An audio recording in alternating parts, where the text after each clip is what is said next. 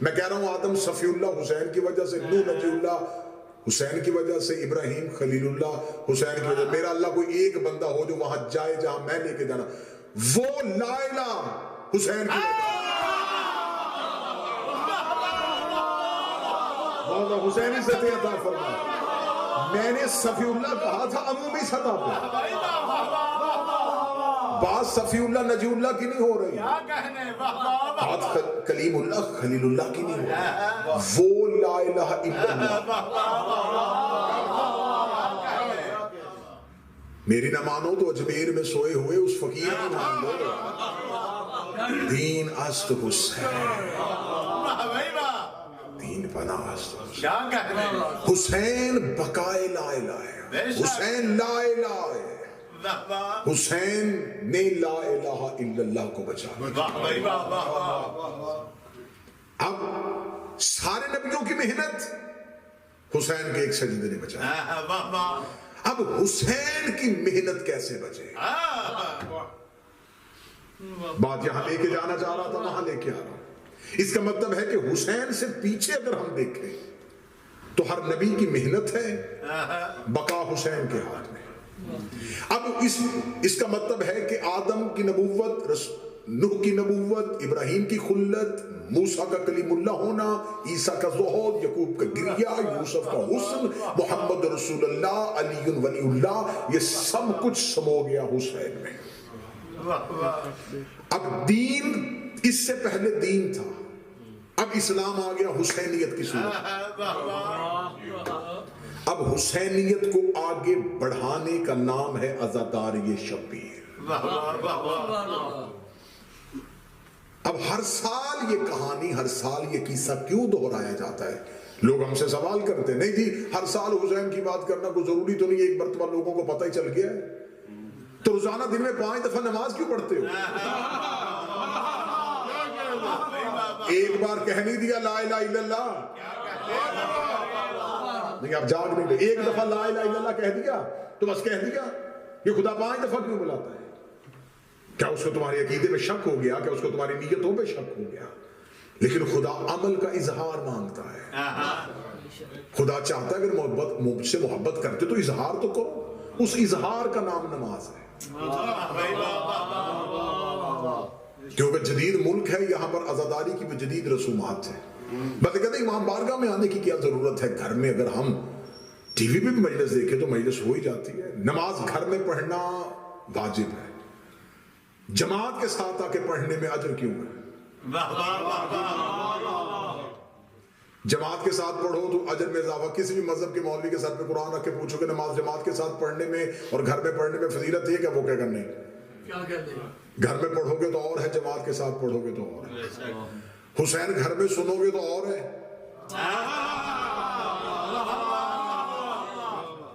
بارگاہ آ کے سنو گے تو اور ہے۔ اگلا جملہ کہہ دوں آپ کو جگانے کے لیے، اگر بندہ کسی سے کہے کہ تو نماز دل میں پڑھ لے تو دل میں پڑھ سکتا ہے؟ وہ کہے گا نہیں۔ اگر نماز دل میں نہیں پڑھی جاتی تو حسین کی عزاداری اور ماتم بھی دل میں نہیں کیا جاتا۔ خدا ہر چیز کا عمل مانگتا ہے، ثبوت کے صورت میں۔ حج کرنے کے لیے جاتے ہیں، وہاں صفا اور مروہ پہ کیوں دوڑایا جاتا ہے؟ میرے مالک اگر ہم تیرے گھر میں آئی گئے ہیں تو ہمیں اپنے گھر میں بیٹھ کے ٹھنڈے طریقے سے عبادت کرنے دیں، ہم بیٹھیں عبادت کریں، تاکیبات پڑھیں، تسبیحاں پڑھیں، لمبی لمبی سورتیں پڑھیں۔ تو کہہ رہا ہے یہاں دوڑو، خدا نے کہا یہاں دوڑنا پڑے گا۔ میرے مالک یہاں کیوں دوڑیں؟ فرمایا اس لیے دوڑو کہ یہاں پر ایک نبی کی ماں دوڑی۔ تو میرے مالک ہمیں پتا ہے، قرآن میں لکھا ہے کہ بی بی ہاجرہ دوڑی تھی تو ہم نے سن لیا ہے نا، تو جب ہم نے سن لیا ہے تو اب دوڑانا۔ خدا نے کہا تم نے سنا ہے، عمل سے ثابت کرو۔ میں عزاداری پڑھ رہا ہوں، عزاداری کی اہمیت پڑھ رہا ہوں۔ میرے مالک ہم نے سنا ہوا ہے، ہمیں پتا ہے، ہم نے قرآن میں پڑھا ہے کہ ایک نبی کی بیوی تھی، ایک نبی کی ماں تھی، ہاجرہ تھی، بیٹے کی پیاس لگی تھی تو اس کو پانی ڈھونڈنے کے لیے دوڑی تھی۔ بس سن لیا ہے نا، تو اب ہمیں کیوں دوڑا رہا ہے؟ خدا نے کہا ہو سکتا ہے کسی نے نہ سنا ہو، تم دوڑو۔ وہ پوچھے کیوں دوڑ رہے ہو، وہ کیوں پوچھے گا؟ تم ہاجرہ سناؤ گے، ابراہیم سناؤ گے، اسماعیل سناؤ گے، میرے مالک اگر یہاں نہ دوڑے تو کیا ہوتا ہے؟ فرمایا اگر 2-4 سال یہاں کوئی نہ دوڑا تو نسلوں کو پتہ ہی نہیں چلے گا کہ یہاں کون سی بی بی دوڑی تھی، کس نبی کی محبت میں دوڑی تھی، کس نبی کی ماں دوڑی تھی۔ اس لیے میں تمہاری عبادت میں عشق نہیں چھپانا چاہتا، میں تمہاری عبادت کے چکر میں ہاجرہ کی کہانی نہیں چھپانا چاہتا۔ تم کہتے ہو تم نمازیں پڑھو تاکہ ہاجرہ کی کہانی چھپ جائے، تم کہتے ہو تم تسبیح پڑھو تاکہ ابراہیم کی کہانی چھپے۔ تسبیح چھوڑو یہاں دوڑو، نمازیں چھوڑو یہاں دوڑو۔ اگر 2-4 سال کوئی نہ دوڑا تو نسلوں کو پتہ ہی نہیں چلے گا ہاجرہ کون تھی۔ اس لیے خدا کا نظام محرم کا چاند طلوع ہو جائے تو اب عبادت کے زور میں حسین نہ چھوڑنا، اب حسین کی محبت میں گھروں سے نکلو تاکہ دنیا کو پتہ چلے حسین کون تھا، یزید کون۔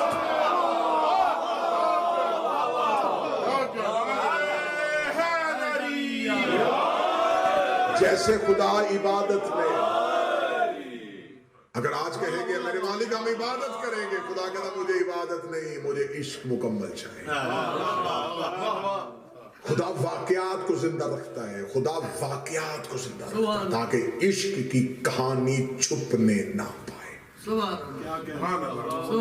پورے کا پورا مذہب اسلام اظہار مانگتا ہے۔ خدا نے اسلام سے پہلے جو ایک مذہب قائم ہے، پوری دنیا میں قائم ہے، وہ احساس کا مذہب ہے۔ کسی کا احساس کرو، یہ ہر مذہب سکھاتا ہے۔ بسم اللہ۔ کسی پہ ظلم ہو رہا ہو تمہیں محسوس ہو، یہ احساس سکھاتا ہے۔ حسین مسلمانوں کا محتاج نہیں، جس کے پاس احساس نام کا مذہب ہے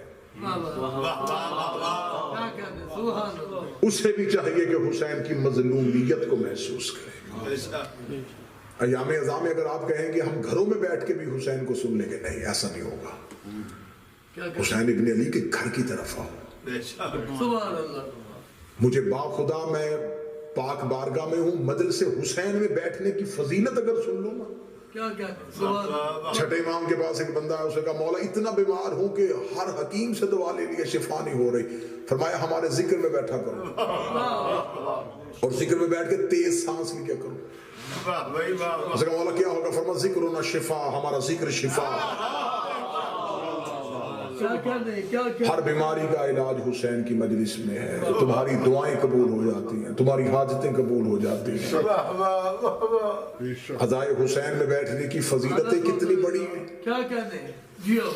میرے 8ویں شہنشاہ جتنے میرے آئمہ ہیں ان میں سے سب سے زیادہ امیری تقریباً میرے مولا علی ابن موسیٰ رضا پہ تھی۔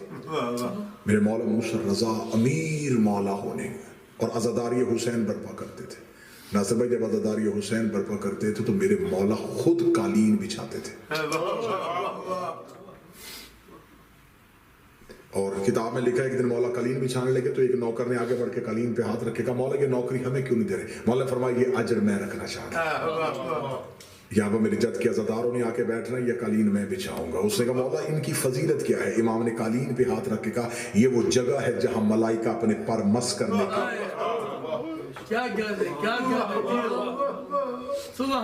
مجلس شبیر میں تم بیٹھتے ہو تو عرش سے ملائکہ خدا سے کہتے ہیں میرے مالک ہماری پوری زندگی کی عبادت لے، ایک بار اس محفل میں جانے کی اجازت ہے جہاں حسین کے عزادار بیٹھے ہیں۔ بڑے خوش نصیب ہو، بڑے خوش نصیب ہو، تمہیں تمہاری زندگی میں وہ دن ملے جس میں تم حسین کی ماں کو راضی کر سکتے، حسین ابن علی کو راضی کر سکتے۔ جب مجلس ہوتی ہے تو مجلس سے ایک دن پہلے تم کیا سمجھتے ہو کہ آپ کہہ رہے تھے کہ جی میں جاب سے نکلا تھا تو میں نے کہا گھر جانے کے بجائے مجلس میں چلا جاؤ، تم اچانک نہیں آئے۔ جو لوگ مجلس شبیر میں آتے محمود گیلانی صاحب ان کی فہرست علی کی بیٹی زینب اور حسین کا بیٹا سجاد بناتے ہیں۔ یہاں تک روایات میں لکھا ہے کہ مجلس شبیر میں آنے والے کے گھر ایک رات قبل جا کے علی کی بیٹی کہتی ہے کل والی فہرست میں تیرا نام ہے، تو نے حسین کو رونا ہے۔ ہمارے مذہب شیعہ کے بہت جید عالم دین علامہ محمد امینی انہوں نے الغدیر لکھی ہے، 20 جلدوں میں لکھی الغدیر، صرف ایک حدیث پہ 20 جلدیں لکھ دی۔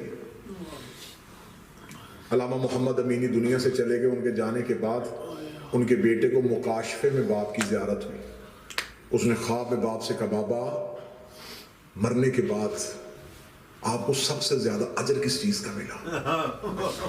بابا وہ جو آپ نے کتاب لکھی تھی الغدیر اس کا؟ فرمایا اس کا بھی ملا ہے لیکن اس سے بڑھ کے ملا۔ بابا کس چیز کا؟ فرمایا وہ جو میں زیارت حسین کے لیے جایا کرتا تھا اس کا اجر میری ہر محنت سے زیادہ ملا۔ بیٹا خواب میں کہتا ہے کہ بابا اگر زیارت حسین پہ جانے کا اتنا اجر ہے تو بابا کربلا میں، عراق میں جنگ چھڑی ہوئی ہے، میں کربلا نہیں جا سکتا۔ امینی نے خواب میں کہا تیرے شہر میں کہیں مجلس حسین جتنے زائر بیٹھے ہیں یا جو زیارت سے واقف ہیں وہ اس چیز سے واقف ہیں کہ مولا حسین کے حرم میں ہر جگہ پہ دعا قبولیت ہوتی ہے، لیکن جو قبائے حسین ہے نا، گنبد حسین کے نیچے کہتے ہیں جو دعا مانگی جائے وہ قبول ہوتی ہے۔ معصوم فرماتے مجلس حسین کی حیثیت قبائے حسین کی، جیسے حسین کے گنبد کے نیچے مانگی دعائیں قبول ہوتی ہیں ایسے مجلس حسین میں مانگی دعائیں قبول ہوتی ہیں۔ اس سے بڑھ کے اعزاز کیا ہوگا کہ حسین تم سے چند آنسوں کے بدلے تمہیں سب کچھ دے رہا ہے۔ جو حسین کو روئے، رلائے، رونے والی شکل بنائے، اس پہ جنت واجب ہے۔ ایک آنسو کے عوض ملتا ہے گھر فردوس کا، کس قدر شبیر نے جنت کو سستا کر دیا۔ میں بڑی جلدی سے لفظ کہنے لگا ہوں، ہر نبی نے جنت خریدی سستی، بیچی مہنگی۔ خدا نے نبیوں کو جنت کا مالک بنایا، نبیوں نے کہا ٹھیک ہے ہم جنت لے کے دیں گے، اپنی امت سے کہا اتنے مہینے کی نمازیں، اتنے سال کی 50 نمازیں، 6 ماہ کے روزے، یہ کرو گے پھر دوں گا، یہ کرو پھر لے کے دوں گا۔ ہر نبی نے خریدی سستی، بیچی مہنگی۔ حسین نے خریدی مہنگی،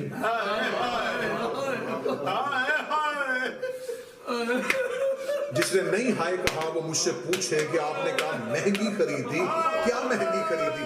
اکبر کا لہو دے کے حسین نے خریدی۔ جوان بھائی کے بازو دیے، 6 ماہ کا بیٹا دیا، جس کی نہیں ہائے نکلی وہ چاند رات رونے نہیں آیا، بہن کا برقع دیا، بیٹی کے تر دیے۔ بیچی کتنی؟ فرمایا ایک مچھر کا پر بھیگ جائے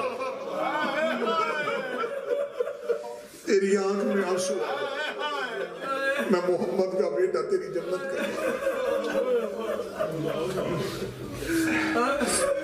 ابھی مجلس تمام ہوگی، ماتمداری ہوگی، محرم کا چاند آسمان پہ نہ بھی نظر آئے، اس نیت سے وہ آسمان کی طرف اور یہ سوچ کے کرنا کہ تم آباد شہر میں چاند دیکھو گے، علی کی بیٹیوں نے جنگلوں میں یہ چاند علوی صاحب لہذا سے معاف کر دیں، ایک دم اللہ کو حسین جنت کتنی کی مہنگی خرید کے حسین اکبر کا جگر دیا تھا، قاسم کے ٹکڑے دیے تھے، اصغر کی لاش دی تھی، سیدوں سے معافی مانگ کے، زینب جیسی بہن کا برقع دے کے۔ آج اتنا رو لینا کہ پہلے پرسے میں حسین کی ماں تم پہ راضی ہو جائے، جو اونچی آواز میں رو رہے ہو علی کی بیٹیاں تمہیں کسی غم میں نہ رلائیں۔ بالکل کربلا کے قریب پہنچ گیا تھا یہ قافلہ، 2 محرم کو اترا ہے محمد کا بیٹا کربلا کے جنگل میں، 1 محرم کا چاند طلوع ہوا، علی کی بیٹی غازریہ اور نینوا کے ریڑھ کے ٹیلوں کے درمیان تھی، بی بی رو کے کہتی اماں فضہ ذرا غازی کو میرے محمل کے قریب بلا۔ عباس کا گھوڑا چلتا چلتا عالیہ کے محمل کے قریب آیا، بی بی رو کے کہتی عباس میرا حسین کہاں ہے؟ فرمایا بی بی میرے کارواں کی حیثیت سے قافلے کے آگے ہے۔ زینب رو کے کہتی ایک بار جا کے حسین سے پوچھ یہ कौन सा चांद तलू हुआ है? जब से मुहर्रम का चांद तलू है मेरे सर से चादर बार बार उतर रही है। अब्बास दुआ कर तेरी बहन की चादर बच। अब्बास हुसैन से पूछिए कहीं मंजिल करीब तो नहीं आ गई। मैं हर साल मुहर्रम के चांद में एक मजमून पढ़ा करता हूं, इस साल फिर पढ़ो। एक मोमन मौला से मोहब्बत करने वाला हर साल अपने घर में मौला हुसैन की मजलिस करवाता है। हर साल मुहर्रम का चांद तलू होता, उसके घर में मजलिस शब्बीर, नोहा खान आ जाते, मातमी आ जाते, अज़ादार आ जाते। एक साल ऐसा हुआ कि वो इतना मकरूज हो गया कि उसके घर के बर्तन भी बिक गए। खर्च करने के लिए कुछ भी नहीं था और मुहर्रम का चांद तलू। छत पे गया, मुहर्रम के चांद को देख के रो के कहने लगा काश मेरी जिंदगी में तलू ना हो। तो हर साल तलू होता मेरे घर में हुसैन की मजलिस, गरीब के लोहे, मेरे घर में कुछ भी नहीं सिवाय अंधेरे। अब ये बात कर रहा था या इसके कांधे में इसकी जौजा का हाथ आया। देखे कहते झूठ ना बोल, मुश्किल हो तो कीमती चीज। पलट के पीछे देखा, बीवी से देखे कहने लगा जरूर औरतों को जेवर प्यारे होते हैं, तूने वो जेवर बचा के तो नहीं रखा हुआ? कहने लगी नहीं जेवर नहीं है, कुछ और कीमती। कहने लगा कौन सी चीज है? कहती छत से नीचे आ। कमरे के अंदर लेके गई, वहां लेके गई जहां दो बेटे सोए हुए। मुहर्रम की चांद रात का मजमून पढ़ने लगा हूं पूरी रात रोने के लिए। सिर्फ दो बेटे थे, मदीने वाले सैयदों से मांगे हुए थे। जहां बेटे सो रहे थे दरमियान में जाके मां खड़ी हुई। शौहर देख के कहने लगा मैं समझा नहीं। अगला जुमला कहूं तुम्हारे रोने के लिए, रो के कहने लगी मेरे घर में इनसे कीमती कुछ नहीं। तो क्या मतलब मैं समझा नहीं। रो के कहती बर्दा फरोशों के बाजार जा, जहां गुलाम मिलते हैं वहां गुलाम बना के बेच, जो कीमत मिलेगी हुसैन की मजलिस करवाएंगे। देखो अज़ादारी फैली कैसे है। खुश नसीब हो अपने शहर के बारगाह में आके बैठ गए हो, हुसैन का जिक्र कैसे फैला है। देख के कहने लगा बेटे बेचूं? कभी किसी ने बेटे भी बेचे? शौहर की आंखों में आंखें डाल कर सच बता लिए किससे थे? कहते मदीने वाले हुसैन से। कहती चांद किसका है? मदीने वाले हुसैन का। कहते जिससे लिए थे उसे दे दे। और वैसे भी बताइए अकबर से प्यारे तो नहीं, ये कासिम से प्यारे तो नहीं। मां ने इतना मजबूर किया, बेटों को उठाया। अल्लाह जाने कैसी मां थी, कैसा बाप था। मां तैयार कर रही है, बाप लेके वहां चला गया जहां गुलाम बिकते थे। सुबह से लेके शाम तक आवाजें देता रहा, गुलाम ले लो, गुलाम ले लो, गुलाम ले लो। जब कोई गाहक मतवज्जे ना हुआ तो इसने जुमला तब्दील कर दिया, मेहनत ज्यादा करवा लेना, उजरत थोड़ी दे देना। गाहक फिर भी कोई नहीं। शाम करीब हुई, जमीन पे बैठा, मुंह बकिया की तरफ करके कहने लगा मोहम्मद की बेटी मेरा नसीब। बीबी मैं तो घर से बेटे भी लेके आया। अभी इसने नबी की बेटी को बुलाया था, ये घोड़ा सवार करीब आकर, घोड़ा सवार की आवाज आई, गुलाम बेचेगा? इसे सर उठाया, क्या लगा बेचूंगा। क्या कीमत लेगा? घोड़ा सवार की तरफ देखे, क्या लगा कोई कायनात भी देता मैं बाल तोड़ के ना देता। मैंने मन्नतों से मांगे, बस इतनी कीमत दे दे कि मेरे घर में 10 दिन हुसैन की मजलिस। घोड़ा सवार की आवाज आई, वो सामने घोड़े की चौक पे ये दिनारों की थैली है, ये उठा, बच्चे मेरे साथ घोड़े में बिठा दे। अब जो सैयद बैठे मुझे जुमला माफ कर देना, जो गाजी के माथ भी बैठे हो, बच्चों को यूं हाथ पकड़ के उठाया, घोड़ा सवार के सामने खड़ा होकर लगा मैं कर्ज नहीं मांग रहा था, बेटे बेच रहा था, इतनी भी अमीरी क्या है तो मुझे दिनार भी उठा के नहीं दे सकता। घोड़ा सवार की बात है, मेरी मजबूरी है, मेरे बाजू होते मैं तेरे लाल अपने हाथों पे उठाता, मेरे बाजू कोई नहीं। जब कहा ना मेरे बाजू कोई नहीं है, फिर भी जहन में ना हो। बच्चे उठाए, दिनार हाथ में पकड़े घर की तरफ चला गया। जब दरवाजे पे गया, बीवी दरवाजे पे इंतजार कर रही थी। खाली याद बाप को आते हुए देखा, रो कर बिक गए, बिक गए, ये कीमत मिली है। कहने लगे अब रोना ना, अब 10 रातें सिर्फ हुसैन को रोना है। मेरे घर में मेरे बच्चों के रोने की सदा नहीं आनी चाहिए। मैं मोहम्मद की बेटी के सामने शर्मिंदा हो जाऊंगी। ये रातें अकबर को रोने की हैं, ये रातें असगर को रोने की हैं। अल्लाह जाने शियो कैसा बाप था, कैसी माँ थी। माँ घर आ गई, न्याज़ें बननी शुरू हो गई।